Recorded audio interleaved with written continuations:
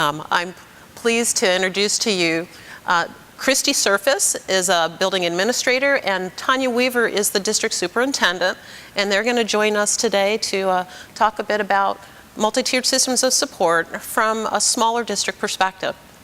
Christy, I'm going to hand off to you. Okay, thank you.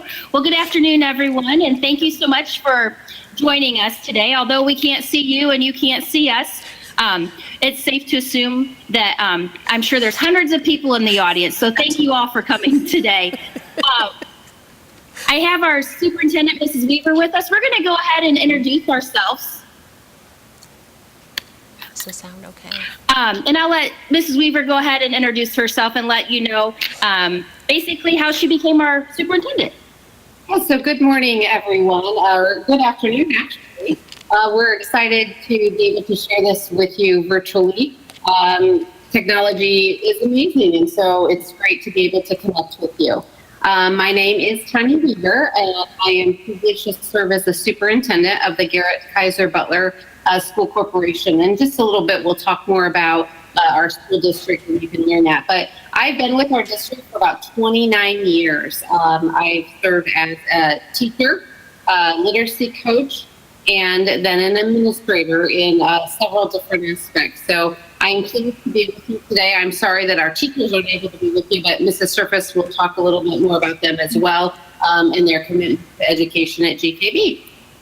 Thank you, Tanya, and I'm Christy Surface. I am the elementary school principal here at J.E. Ober and at Garrett Kaiser Butler Community Schools. When you learn about our district, you'll learn that we have one elementary school here at Garrett.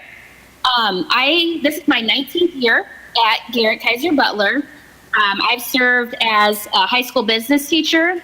I've been an administrator in our alternative education setting. I was Tanya's assistant principal for a couple years, and then after she moved into the central office role, I became the elementary principal. So I'm absolutely loving it, and I'm happy to share what we've been doing at our school with you today. Mrs. Joseph, she is our school counselor. Unfortunately, she lives out in the country here at Garrett, and so she was unable to make it here. Mrs. Herchak is a first grade teacher, and Mrs. Tammy Smith, she is a fourth grade teacher, and they also live out where they unfortunately couldn't get to us today. It's pretty slick up here in northern Indiana, and they're with us in spirit. So they were rooting for us this afternoon. So that's who we are. But Elisa, we kind of want to know who's in the audience with us. And like I said, we can't see you, but if you could tell us who is with us today, we have a list of people we'd like to know. So Mrs. Weaver will take that over. Yeah, so we would like by a show of hands, and then Alyssa, if you can help us out, teachers in the room. Do we have some teachers in the room today? Yes, I see hands up. Thank you. Okay, how about school administrators, so building level administrators? Building level administrators, yes. Very good. How about district central office administrators? Oh, yes, several hands are raised. Fantastic. Very good. School board members? Yes. Good. We know there may be a school board member from Garrett Kaiser Butler School, actually. So thank you, Mr. Getz, for attending. We're glad you're there. How about Department of Education? No hands. Okay. We thought it'd be nice to give you a round of applause for attending today. So we really appreciate that. And we'll continue on. Thank you again for being with us today. We hope that we can share with you our journey with MTSS and maybe spur some conversation at your own schools. The first thing that I wanted to show you, and I guess I failed to tell you this about me, but I am a huge college football fan, specifically Notre Dame. But every Saturday, you can find me in front of my TV watching all of the games. I came across this video earlier this year. This video, I want to show you, it involves Dabo Swinney. Dabo's a coach at Clemson, who unfortunately beat Notre Dame pretty good here in the championship series, but we're not here to talk about that. We're here to talk about why this video is so important and how you can make an impact in a child's life in seconds. And so I would like to show you this video and to set it up for you. This is a football game between Clemson and Alabama, two big powerhouse football teams in the college football world. This guy, he's 18 years old. You see him on the screen there, Jake Pratt. He actually scored a touchdown in a high school football game previously. And so he was invited to attend the Clemson football game, and I want to show you what happened next.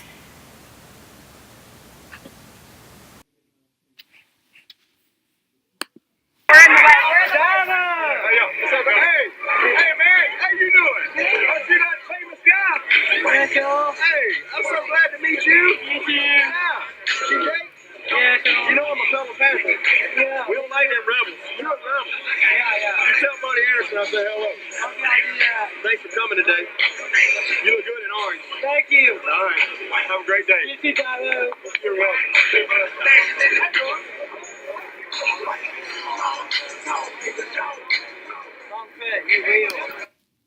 Okay, so what I want you to notice is that video was about maybe between 20 and 30 seconds. That coach, Dabo Swinney, he was getting ready to run out. There's like 80,000 people. This big college football game is getting ready to take place. It's an exciting time. People are waiting for him to take the field, but yet he gave this student, this young man, 30 seconds of his time, and it made his life. So what we can do students or with kids, in just 30 seconds could change their life. And that's what I wanted to show you with this video. Dabo's a good guy. And I appreciate him putting this video on. It was on Twitter. And it's just amazing to see in such a short period of time how we can make an impact in our students' lives. So that was 30 seconds. We have these students every day for maybe like 7 or 8 hours. What type of impact can we make in our students' lives in that amount of time? To me, it's just amazing. And when I'm feeling like, what am I doing with these kids' lives? Like, am I making an impact? I pull up this video and I watch it because it's so inspiring to me that Coach Swinney would have these 80,000 people waiting for him. Make time for this young man, these 30 seconds. So I appreciate that. And I hope that you found some inspiration in that as well. All right, so next we want to tell you who we are. And this is Joseph and I. We're going to just explain a little bit about our district. So Garrett Kaiser Butler is a district of about 1,800 students in Northeast Indiana. So we're a rural community. That's why we haven't had school for an entire week. We've been out of school this week for inclement weather, and that is always a challenge in our area. But we are so unique in the fact that our school district is on one campus. So you see from the district, there's a view from the sky, and that shows you all Garrett High School, Garrett Middle School, and J.E. Ober Elementary. We're all under basically one roof. So you can walk from building to building, which is amazing because it does bring a sense of community to our school district. It's a pride.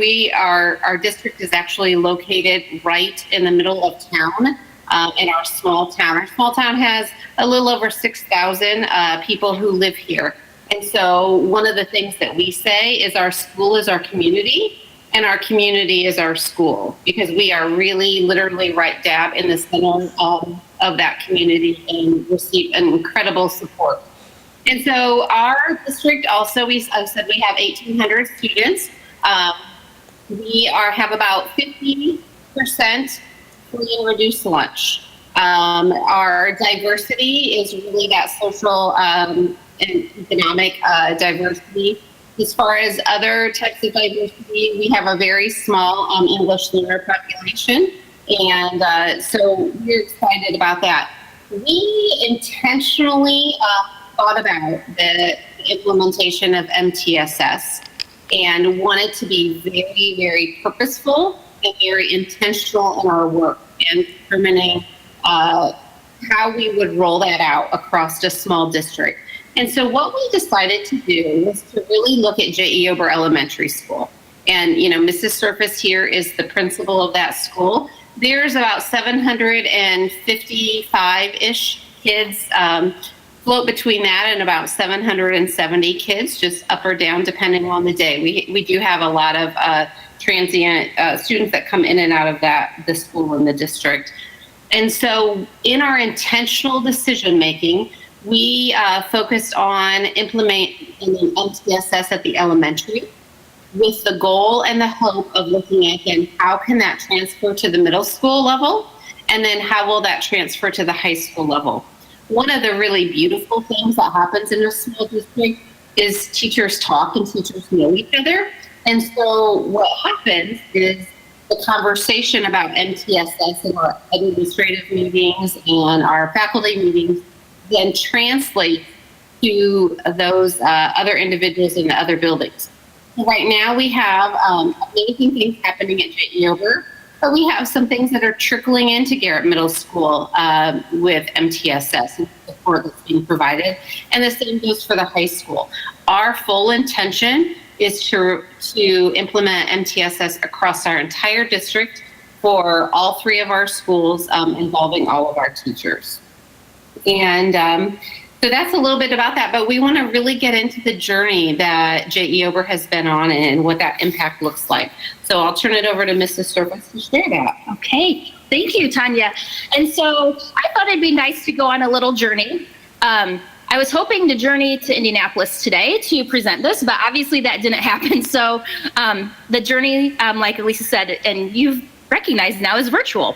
And so I wanted to share with you a timeline of how we became a school that looked into and started to implement the MTSS work that we've been doing. As you can see, we, in 2014, due to our low ISTEP scores, we had a school letter grade as a D. And so with that being said, we became a focus school, and those of you from Indiana understand that whole process. And we were given an outreach coordinator, and we worked with our outreach coordinator to get better. And so throughout the year, we had some visits from the Department of Education, specifically our outreach coordinator. And we became a part of the SDN and the SIP. And so that happened in 2014 and 16, and we started working with those groups. And then in 2016, some changes happened at the Indiana Department of Education. And so our former state superintendent, Glenda Ritz, was out. And so the outreach and the SDN were dissolved, and the SIP remained. And so then we became a group that was chosen to start working with MTSS. And so that's where we are today. Is our MTSS work is ongoing, and we've slowly implemented some parts of the MTSS model, and that's what I wanted to share with you today. And one of the things that I wanted to point out as Christy goes through this is that previously it was very clear through conversations with some of our DOE friends that when they came to visit, there was definitely a distinction between different groups of our students. So it was almost like silos, and we would talk about students that were special ed as our special ed kids in this silo, and then we would talk about kids going through the RTI process as a group of kids, and it was a silo talking about the services we would provide for them. And then our English learner population, if we talked about that group, we would specifically name them. And so it felt like we were really just focusing on the groups without really digging into each individual student and what we could do for them and how we could better use our resources to support all of the students instead of being so siloed in our work. So that's one of the highlights that we noticed that allowed us to start this journey towards MTSS. Okay, and so what we'll do now is we'll take you on a journey of where we are in our MTSS work. That again is ongoing. Nothing is Nothing is set in stone. Things are always being tweaked, but it is a journey, and we'd like to take you on that journey with us for a few minutes this afternoon. All right, so when we looked at what areas we wanted to focus on with our students, our staff focused on academics, we focused on the social and emotional aspect of the students, and then we focused on their behavior. So the first leg of our journey that I hope you're excited to go on with me is, we focused on the student academics, and we made sure any decisions we made, we wanted to keep the students as our priority. And one thing that we learned as we journeyed through the MTSS work was all means all. And that means everyone. It means your special education students. It means your general education students. Kids don't have labels per se. We're not going to say, like Tanya said, with the silos. We want to get away from those. All means all. That means we're looking at all of the students. So we implemented, for the academic piece, we implemented something called Success Time. And this may not be anything different than maybe your school does. Some schools call it Genius Hour. Some schools call it like Tiger Time or Baron Hour, things like that. But what it is keeping in mind that all means all. We want every single one of our students to have an opportunity to learn what they need at that time. So we've set aside 30 minutes per day for reading and 30 minutes per day for math, that the students get a lesson that is exactly what they need. So what we've done is the way we've grouped our students is by using our NWEA tests, and we look at their RIT range. And so we attended, and you'll see this in a moment, but we attended the NWEA Fusion Conference. And within that Fusion Conference, we learned how to group students based on the RIT range by color. And so we have like a group of students. Our at-risk students would be our red students, who would be below the 20th percentile. And then we have students who are purple students, for instance, who are above the 95th percentile. So we look at our students and form groups. And within those groups, the students are given a teacher, and they get to decide what it is that those students need. So our focus of each Success Time is decided by the grade level teachers, the interventionists, the special education teachers, and the administration using that NWEA data. And so we want to do what's best for all students, because a lot of times what I found is we're focusing on our special education students or our students who were like in our RTI program, but we were leaving out the students who maybe are the high achievers, or the students who are like, I hate to label students, but like our average students. We want to push those students. We want to give them some time as well. So in MTSS, again, all means all, and you'll hear me say that a few times today. This Success Time allows for all of the students to have a lesson at their level. So as you can see, the second or the next to the last bullet point there says each group works on remediation, enrichment, and application. So whatever the student needs, that's what they get. Is it a remediation lesson? Is it an enrichment lesson? Is it an application lesson? But, and I put it in bold there at the very end, every student deserves to have a lesson at their level. It's very important that we offer that to our students. So where did we learn about Success Time? How did we get to that point?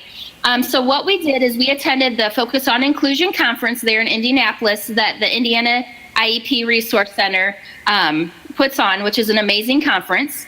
We also attended the NWEA Fusion Conference, where we learned how to group kids based on their needs using the NWEA test. And then we also used a couple books to help guide our journey through Success Time. One of the books is 8 Steps to Student Success by Patricia Davenport. And the other book was Visible Learning by John Hattie. The reason we used visible learning was we wanted to make sure what we were implementing actually had an effect on student achievement. And so John Hattie's work, if you've not read his books or know what he does, he gives effect sizes so that teachers and educators know is this practice going to positively affect student achievement, or could it be negatively affecting student achievement? So that's a great read by John Hattie if you've not been exposed to him. All right, so we just ended our first leg of the journey. Here's our second leg of our journey. We wanted to get our students moving. We know, and as you can see in the picture there on the right-hand side, an active brain equals student achievement. So in that first brain, you can see after 20 minutes of sitting quietly, the brain is kind of dull. But after 20 minutes of walking, it starts to lighten up and it gets brighter. And so that really gets the kids, their brain going, and then hopefully learning can happen better for them. And again, all means all. So we want all of our students to get moving. How did we do that? Well, that's what I'm going to show you now. We implemented at our school a Minds in Motion classroom. So we want the kids to get moving. These pictures that I'm going to show you are of our Minds in Motion room where kids go. They're engaged in different activities. This takes about maybe 10 minutes out of the school day to go through. It's like a little obstacle course where kids are using activity to get their brains going. And if you see that on the left-hand side, kids are using their eyes to focus. This helps their brain, those connectors hit each other so that their brain is ready to learn. Down in the lower right-hand corner, you'll see two little guys there. They're working again on their focusing. And up in the upper right-hand corner, there are like little hurdles for kids to go over. Again, using their physical activity to get their brain warmed up. Here we have, again, we have the hurdles in the upper right-hand corner. We have some jumping and crawling that is involved. And Minds in Motion isn't anything that we made up, but we were trained in the Minds in Motion aspect of getting the kids active. And so what we did at our school is we had some people who had been trained in Minds in Motion.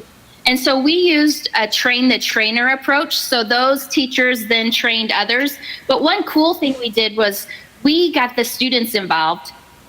And so the students, they were actually a part of training the teachers. So they, young kids, they love when they get to do some teaching. And so they were able to teach the teachers some of those maze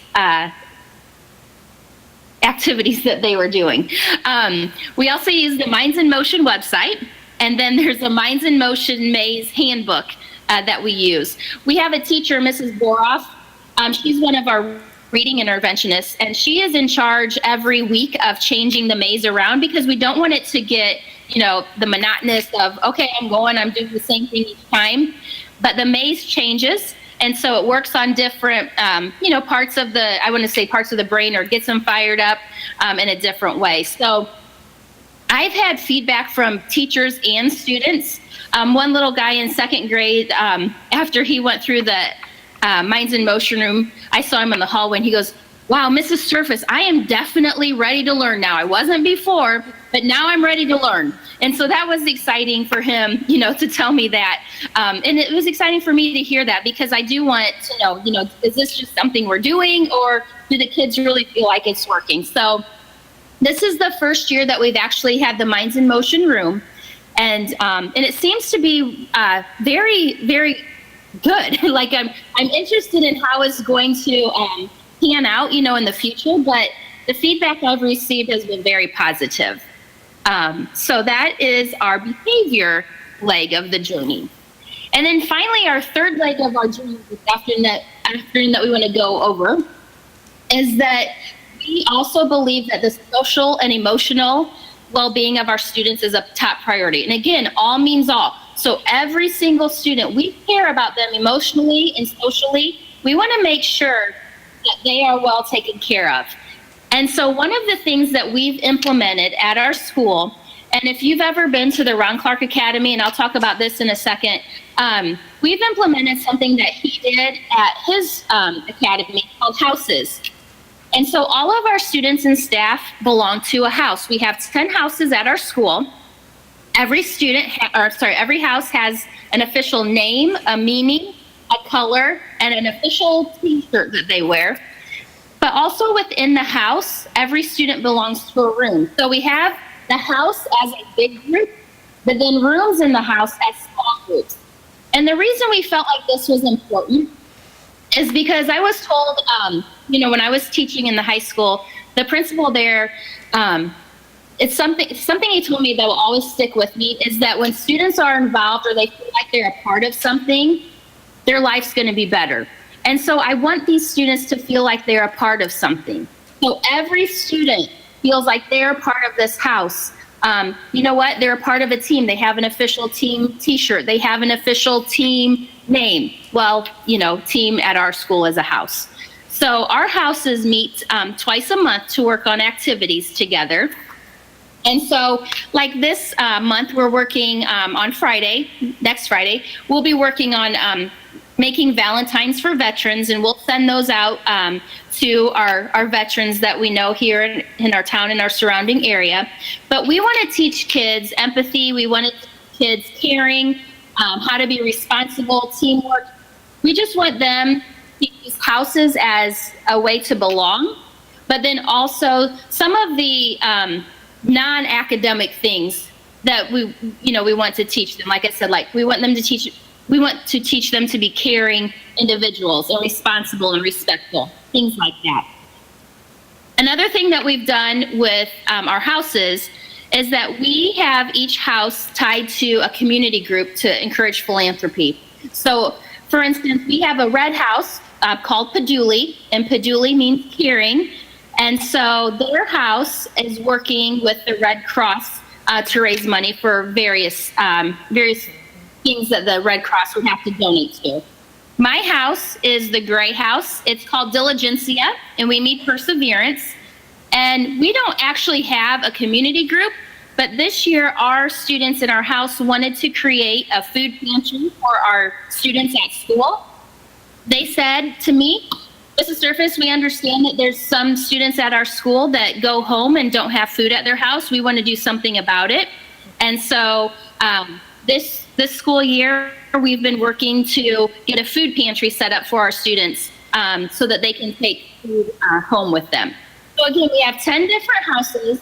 Every student and staff member belongs to a house, and they're working with a community group to encourage that philanthropy. One of the most fun things that we do at our school is have a house party. And so, like I said, every student belongs to a house, but when we get new students or our new kindergartners, they come to us not belonging to a house. So one of the first days of school, we have a house party, and you can see there on the left-hand side, that's the blue house, that's Incredier, and they mean trustworthiness. They're patiently waiting for kids to pick beads out to see what color they get. And you can see in the middle with our Mr. Kitchen there, he is our math coach, and one of our 5th grade students. They're helping the kindergarten students pick out their beads to see which house they belong to. And then on the right-hand side, that is the yellow house that they are Birkenan, and they mean respect. And so as students were picking their beads out, if they they made a tunnel for them to welcome them into their house. So it is a fun time. We have almost 800 people in the gym on that one day at the beginning of the school year. There's music. It's like a big party, but it's so welcoming for the students to get to join their house. And once the student is a part of a house, they're a part of that house for their entire time at J.E. Ober Elementary School.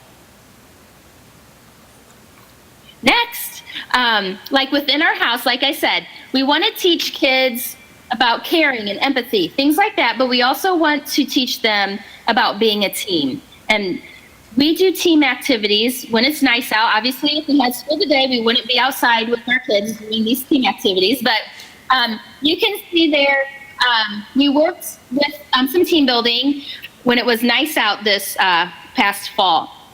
And so every house gets together and they do some team building activities just to let kids know how important it is to work together. Not just the 5th graders working together or the 4th graders working together, but we have students K through 5 that are working together as a team getting to know each other, but also getting those team building skills that are so important in life.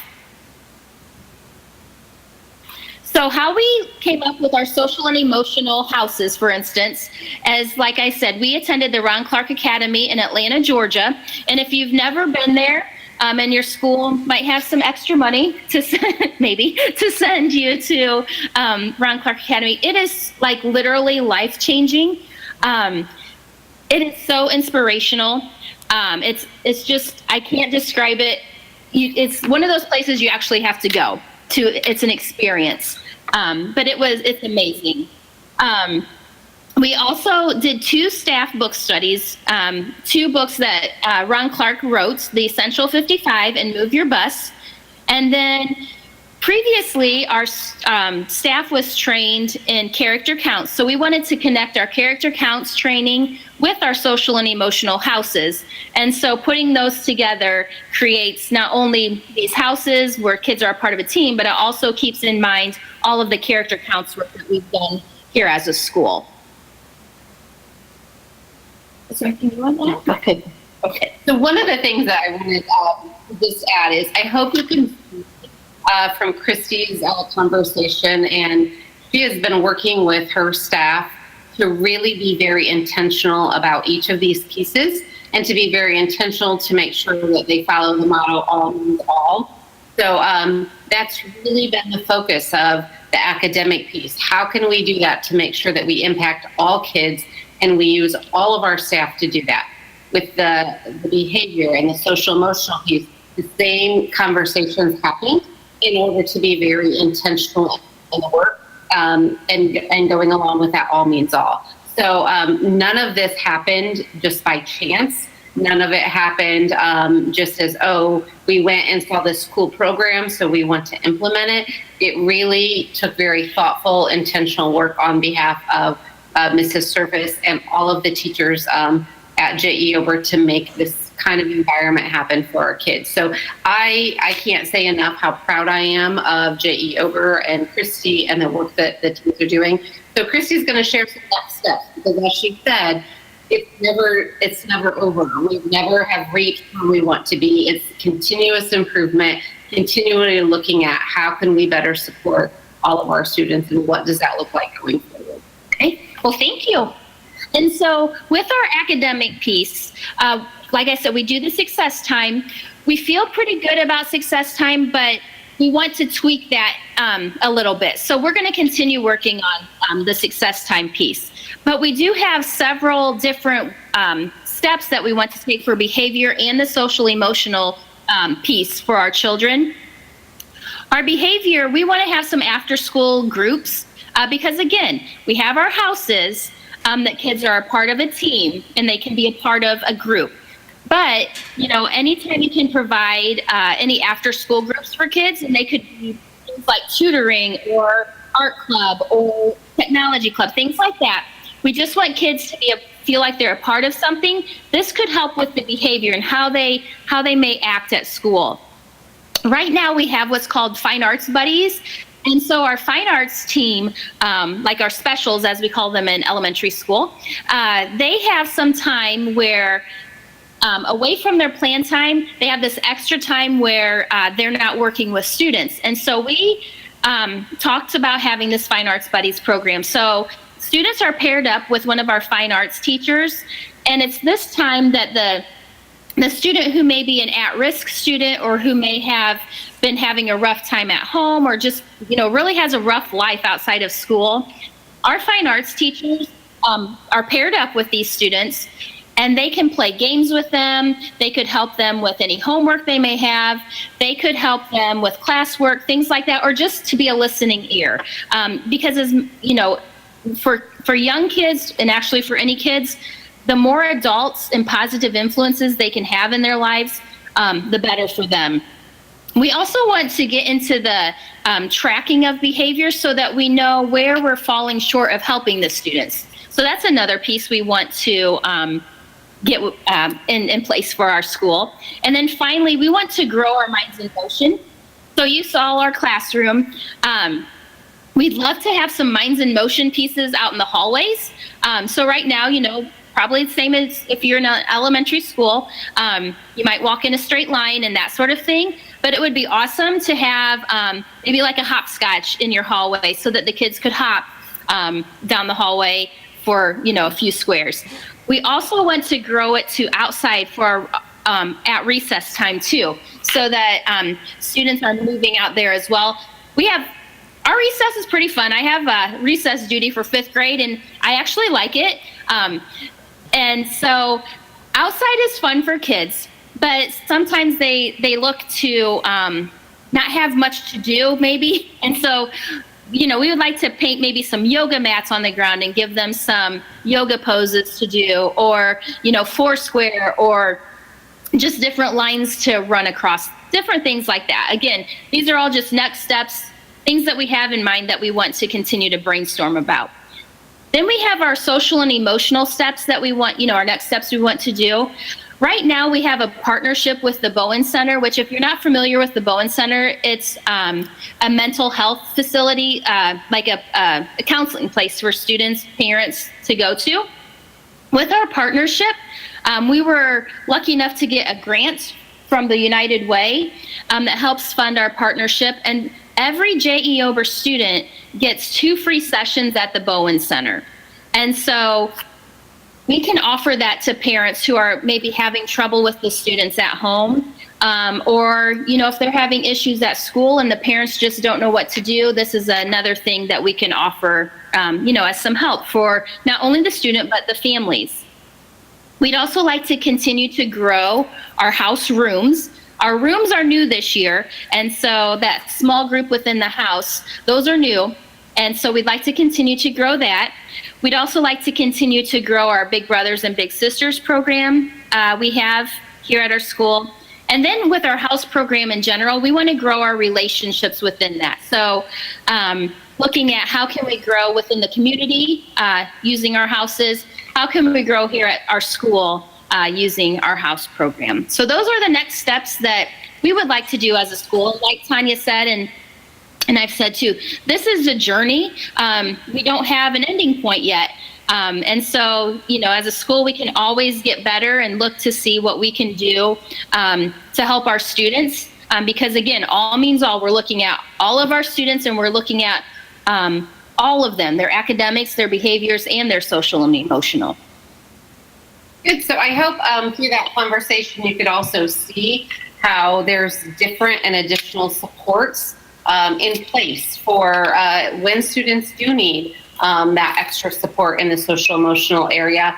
Then we have those things like the Big Brothers, Big Sisters, or specifically the counseling that's able to help support. So not only all means all, but then looking at exactly what their needs are and differentiating that as needed depending on where we're at. So now we want to do a group activity, but since we're not there to facilitate this and run around the room, which I'm really sad about, Alyssa, are you able to help us out with this? Yes, absolutely. I will. You ask the questions, and as responses come, we've got a microphone to make sure we can all hear, and then I can even share with you if you can't particularly hear someone's comments. Okay, perfect. Well, we wanted to take a minute, and if we would be there in person, we were going to have you write this down, but I think we can also just do this orally, to think about what are some of those positive and impactful practices that you currently have at your school. We all know that there are amazing things happening in all schools, but what are those practices that you really feel are impactful? And consider that fact of all means all. Okay, think about what's happening in your own schools currently. What could become a part of it? Elisa, go ahead. Let them know this is a time to brag. So we want to hear what they have to brag about. We also want to learn from them on pieces that we can bring back to our schools. So really, what are some great things going on that you are just really proud of, that you feel like are impactful? We've got one to share here. Oh, yay! Good afternoon. I'm Stacy. I'm from Louisiana. A couple of our elementary schools currently use PBIS tickets. So we do have like a kind of like a core PBIS system going on, like a tier 1. We're trying to build on that so that we have more PBIS specialized in tier 2 and tier 3. But they do use like tiger paws or tiger tickets, depending on their school mascot, and give them out to the elementary schools. Okay, so at the elementary level, they're using tickets to promote positive behavior. So if you're caught being good, or if there's something you want to encourage, a behavior you want to encourage in someone, you can notice and spotlight that. Okay. That's awesome. I love that. What'd she say about the mascot? The mascot comes to visit the school? Did you? Oh, okay.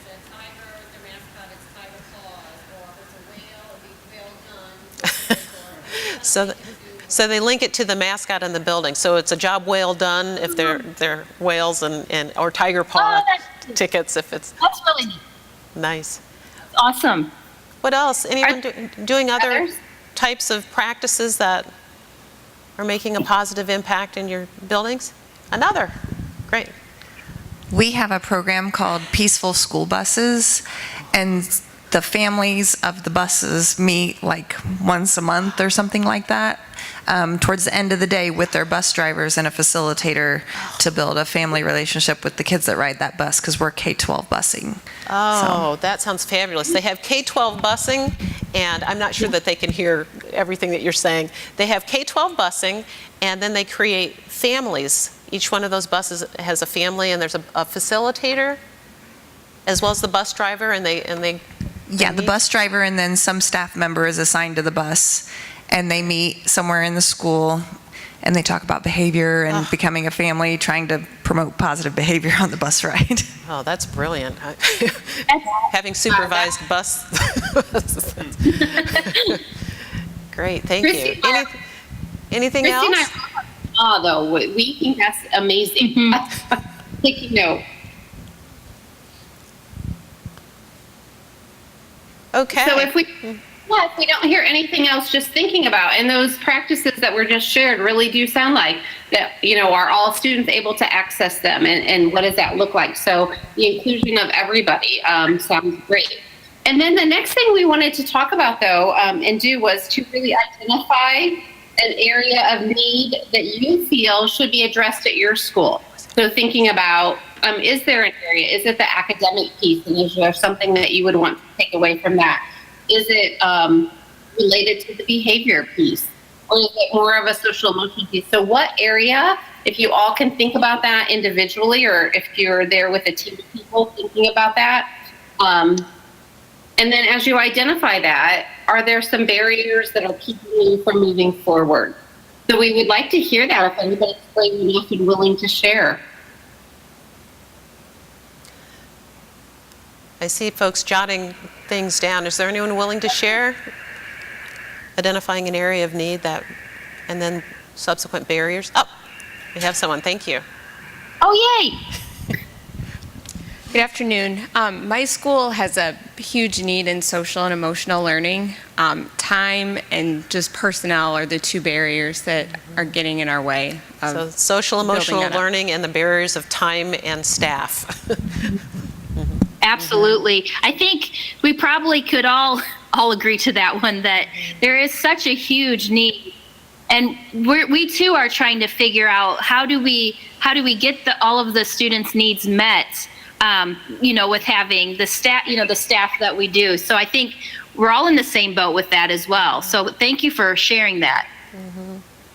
One of the things, can I add to that, just in working with your district and others, doing a resource inventory or an audit of the adults that you have in the building and what their roles are and what they do and what resources they have. Sometimes that allows you to get a picture of who is available or who might be able to help with this particular area of social emotional learning or somehow support spreading out and reaching more students, because we never have enough staff. So Lisa, that's a really great point. And one of the things that Christy has done is identifying, like, even those fine arts teachers and other staff, can really make that individual connection. So paired with a student to do that, this is one of those things that's really trickled on to the middle school. Is some connection with that. We have a new maintenance person, for example, who's found some time to mentor an older student. And so I think that's a great point, looking at cafeteria staff and secretarial staff and how can that happen. The other piece too I wanted to add is, Christy mentioned the Bowen Center, and so just a counseling center, but really looking out into the community and seeing what other opportunities are there for that mentorship. We have a church who is renting our facility on Sundays to conduct service, but they also just have contacted us about wanting to have a group of about 15 people come in and really be mentors for our students. So it would be one-on-one time, students that we would identify. So I think it's a great point to really think about who else you have in your school community or even in your local community that can serve in that mentorship. And obviously with training and support, we want to make that happen. Mm-hmm. We have another. Hi, my name is Kay. I work for an all-service special ed company, so we do everything. But most of the contracts that I go out to, the all means all is not seen. So though, when you said silos, that kind of hit home, because a lot of our work is to try to bring the special ed, general ed staffs together to realize that it's all their children, because if they don't know that or they don't do that, then our special ed children are left behind. Mm-hmm. So making sure to reinforce all means all, and how do we touch and support all of our learners. Mm-hmm. And one thing that we did, I'm with you, because I truly believe that all means all. And we've set aside Fridays for grade level meetings, and those grade level meetings include all general education teachers, all interventionists, all instructional assistants, and all special education teachers that work with the grade. And so when we're there, we know that all of those students belong to us. It's not a silo like Tanya was saying earlier. All of those students are all of ours. And so that's one way we try to get away from feeling like we were in those silos. Another thing we did was with our success time. We made it's okay for our special education students to not go to the resource room to get that extra help.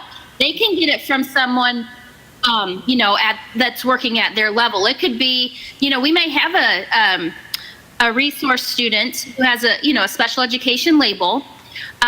They may be amazing at fractions. And so the special education room isn't necessarily the place for them to do fractions. And so when it comes time for the fraction lesson, they're going with those other kids in that purple group to get the lesson that they need. So that's another way that we've tried to make it all means all. We're all a team. We don't have these labels, except for when it comes time to follow the law and do the IEPs, things like that. But all means all, during success time, during our classroom time, we're all in it, and we're going to get what each and every one of our students needs. All right. There's another comment here. Okay. Hi, Okay, this is awesome. Stacy again from Louisiana. One of the biggest concerns we have in our school district is to get the teacher buy-in. So what did you face when you were, training teachers and getting everybody to believe all is all, and teachers to buy into the social and emotional activities and, the whole platform that you built your program on? Because we have some teachers that are just naysayers, and it's really hard for us to do something with them to motivate them to change. So did you experience this? If you could not hear her question, our colleague from Louisiana is asking about how did you get teacher buy-in to all means all, and to come on board with the activities and the changes to the schedule and so on. Can you speak to that? Absolutely. And I think that happens at every school. You always will have those naysayers. One of the things that we did with that Ron Clark book, Move Your Bus, it does talk about the runners, the joggers, the walkers, and the riders. And so within us reading that book as a staff, we talked about who wants to be a rider. Like, we don't want to be pulling these people along. We're here for the kids. We want this to be exciting. And like, for instance, when we formed our houses, we had all of the teachers at one of our first teacher days during the school year. All of the teachers got to pick a bead out of the bag to join a house. So there was music. I'm kind of, let's see, an excited person. And so I really didn't let anyone be like a bump on the log. I went and I made them be excited with me. And so they may have said mean things afterwards, but it wasn't to my face, so I guess that's okay. But I wanted them to be excited about this because these are some things that we're doing with kids. And one thing I did notice is when I was excited, some of the teachers who maybe were those bumps on the log, I saw their attitude kind of change because, you know, we are trying to make this school an exciting school for the kids and doing what's best for kids. So I know that kind of sounds a little generic, but every teacher was excited to pick that bead. And like I said, at the time they were excited. They may have changed, you know, they may have talked about me behind my back, but that's okay.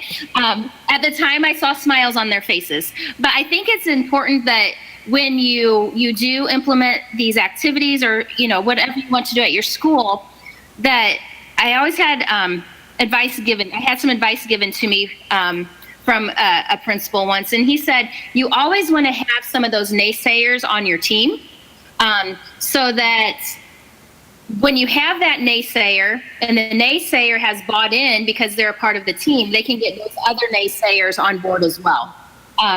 So that's kind of, I guess, a little advice that I could give. But again, I was very, I guess, forcing everyone to be excited like me. Any other questions or comments from the group?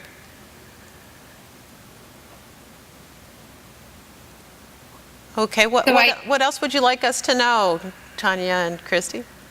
Yeah, so we have some advice actually next that Christy will share really about our advice to all of you. And no matter where you are on this journey, I think you can take pieces of this to apply at your own school. Okay, so like I said earlier, like we're not done. By no means we are experts. We're not.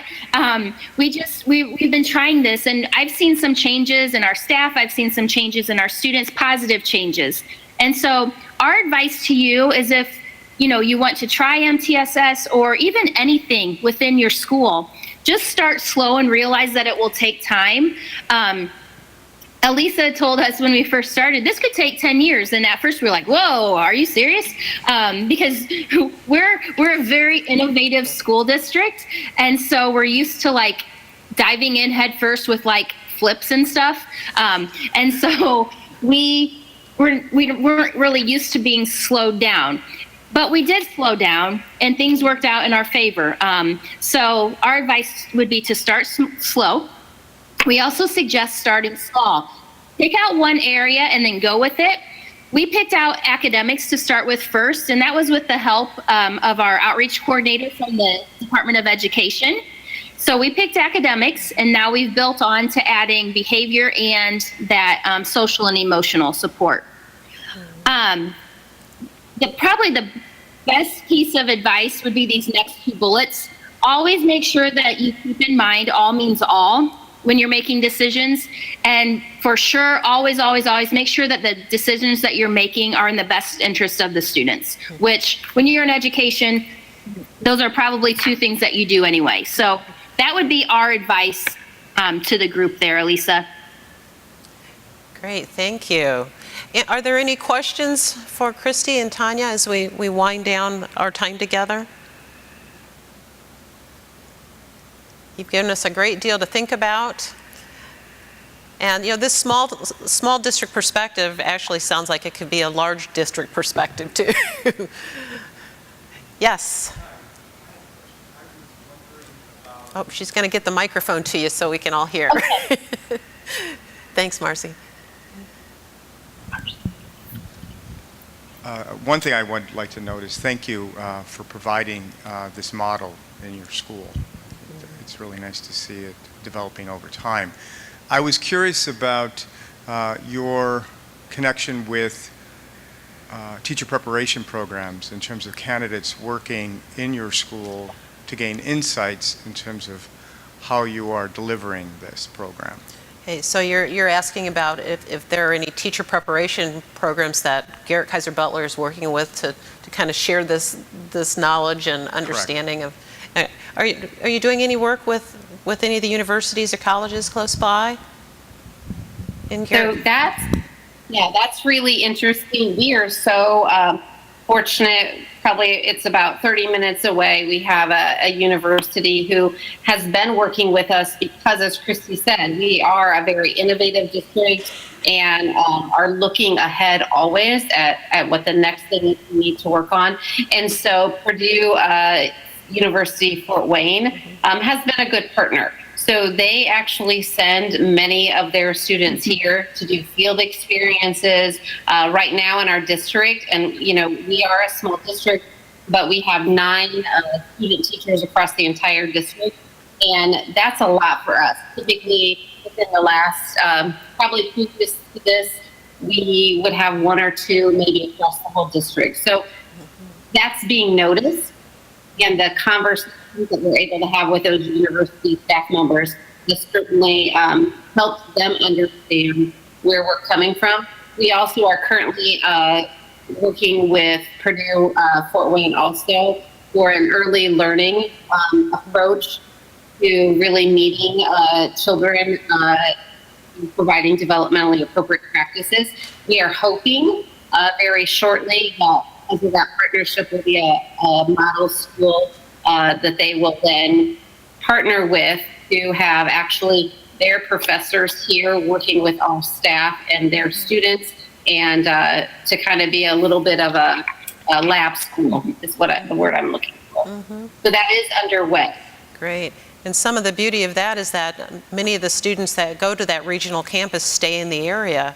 So you're developing a resource of young teachers to come into the district. Yes. Well, Tanya, Christy, thank you for sharing with us. Even though it was virtual, it was great information to have, and you're warm and dry and safe, so that's a bonus too. And thank you for allowing us to do this virtually, because we were really excited to come and share and be able to see and meet people, but this is just the way it had to be done today. So, but thank you so much. Thank you.